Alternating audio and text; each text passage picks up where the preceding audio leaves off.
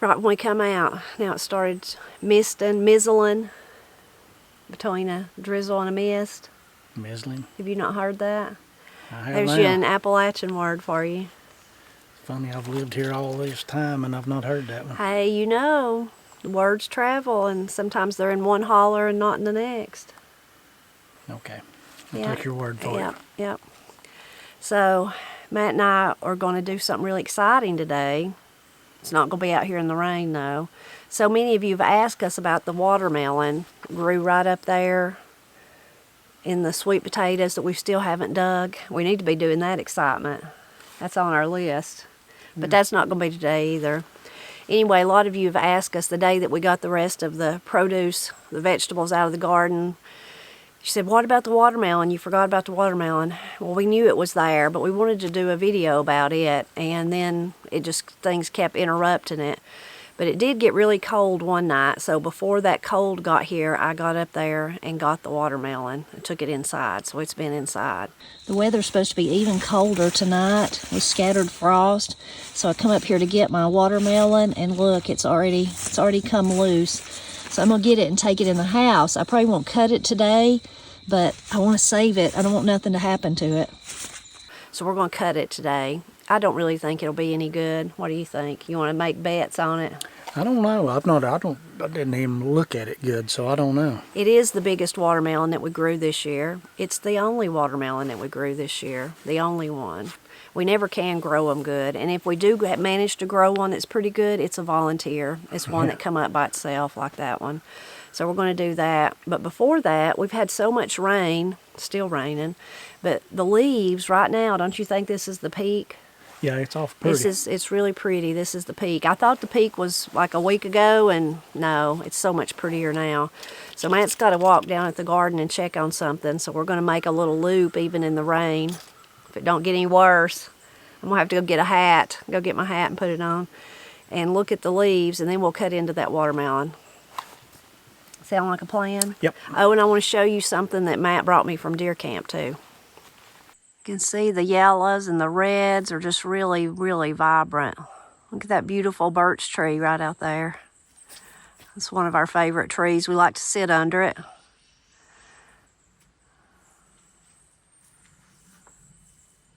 Flowers are still beautiful. I want to take some cuttings of the begonias inside, but I hadn't done that. The impatiens are not liking the cold. I don't know if you can tell, because I've been looking at them. They're kind of looking a little lackluster compared to what they were feeling or were looking. Herbs are still going strong, but you can see some of them are beginning to decay too.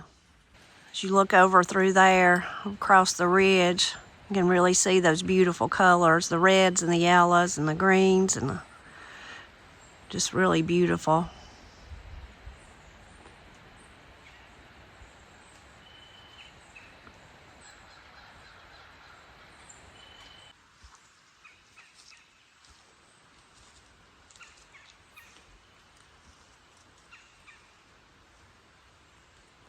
It's a pretty sourwood there. Is that the orangey, yellowy looking? Yeah. It's really pretty. And this little bent one right here, it don't have as many leaves, but it's sourwood too. Of course, everywhere you walk, there's leaves. Lots of leaves have already fell. Look at that pretty one.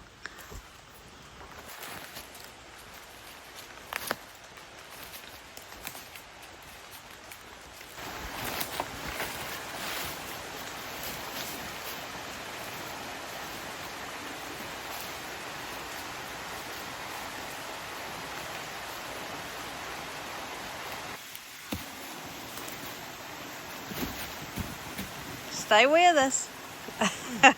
It's usually me stumbling, stogging around. Matt's stogging this time.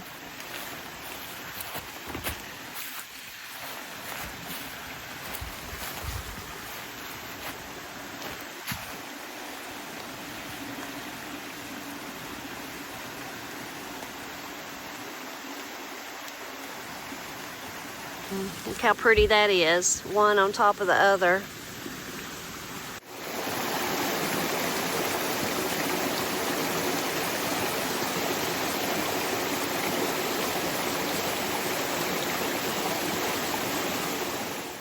I'm taking shelter under Corey and Austin's eave, and Matt's gonna look for some kind of giant spider he's seen over there. The rain is picking up. We were gonna go on the ridge over there and see what we could see from up high, but looks like we're just gonna have to go back home or get wet. Neither one of us wore a raincoat.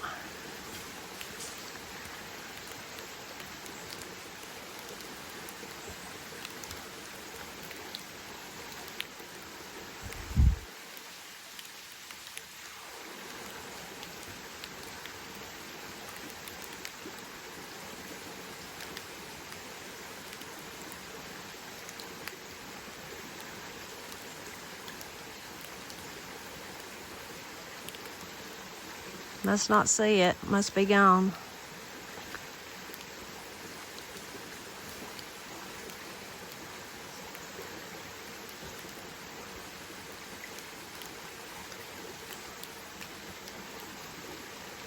No spider?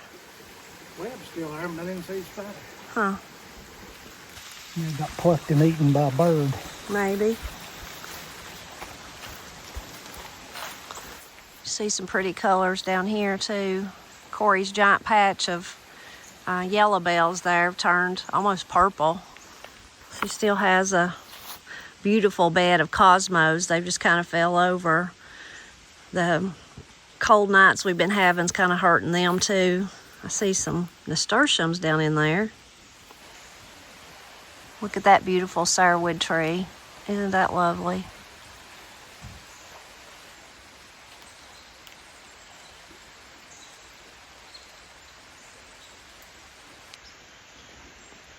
Down there at the edge of the garden, right there, you can see remember the tree damage we had earlier this year. That's the one big limb that's dead, that's fallen down.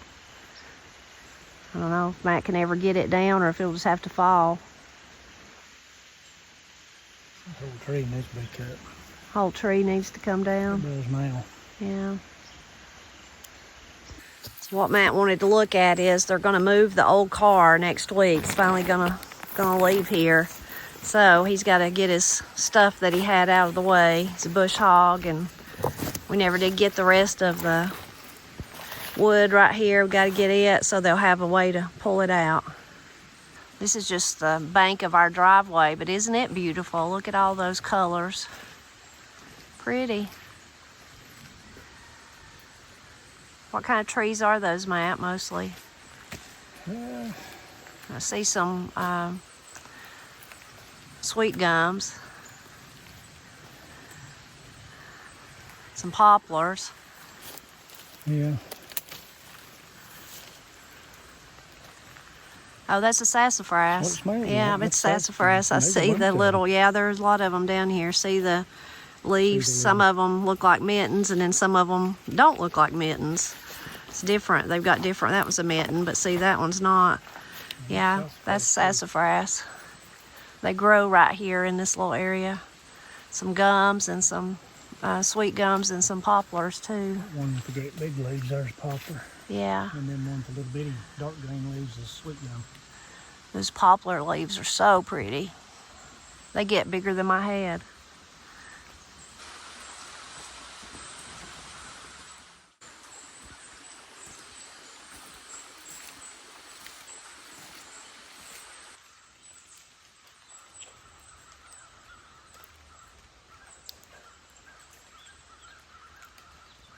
I've been seeing that little maple there, that yellow one out the kitchen window. It's so pretty and so bright against the laurels and the ivies.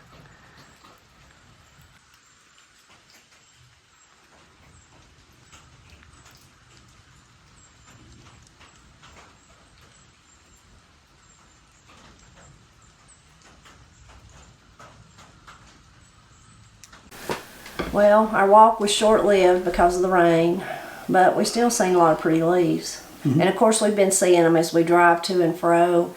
Yesterday I was on Headin' Road, and I'd already went out Headin' Road, and then on my way coming back on Headin' Road, or was this yesterday or the day before, I can't remember. Anyway, right when you turn off, it was just like to come back towards our house on Headin' Road, turn off, what is that highway, Blairsville Highway? Mm-hmm. It was just like entering a tunnel.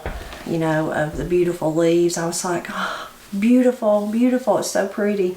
So we've been seeing them like that too. And of course, Matt, I'm sure on his way back from deer camp seeing a lot. Did you see some pretty ones? I got up on top of the mountain. You couldn't see a whole lot because of the fog, but what I could see close to the road was really, really pretty. So we have been seeing them. And about a week ago, like I said, I thought maybe that was the peak, but they've got so much prettier, hadn't they? After this rain, I guess, will be the end of them. Yep. Be the end. So this is our watermelon. It's really heavy. That's one reason I think that it ain't going to be no good, because it's so heavy for its size. Don't you think it's abnormally heavy? Pretty heavy. I'm afraid it's just going to be like concrete on the inside. But this is the one we managed to grow as a volunteer. So I'll let you do the honors. I'm afraid it'll be disappointing, but you got to find out, right? Is it hard? No, once you get past the rind, it's not. Maybe there's hope. Smell any watermelon smell? Not really. No.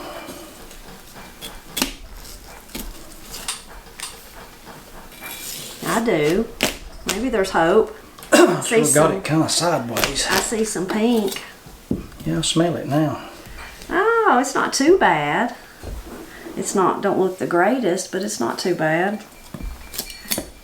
Let's see, we'll have to, the real taste, I mean the real test is the taste, but we can't complain because we didn't plant it, and if, I guess it's planted by the Lord's own hand, and if it wasn't planted, then we wouldn't have no watermelon.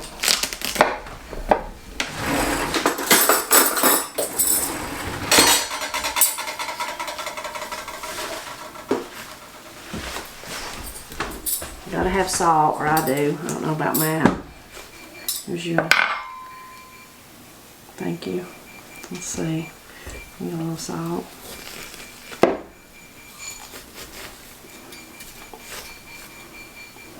It's actually very sweet. It's not the prettiest watermelon on the inside. Pretty sweet, ain't it? Really sweet. Surprisingly sweet. Because it don't look that great. Nice. You don't want it?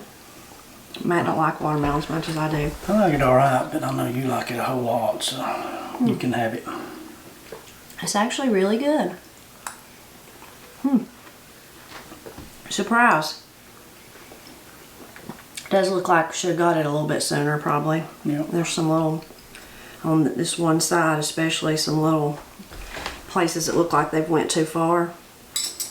But surprising, that's great. It's a success. Now we'll tell you about a total fail. That was all my fault. Let's move these a little bit, Matt, help me, and then we'll show you.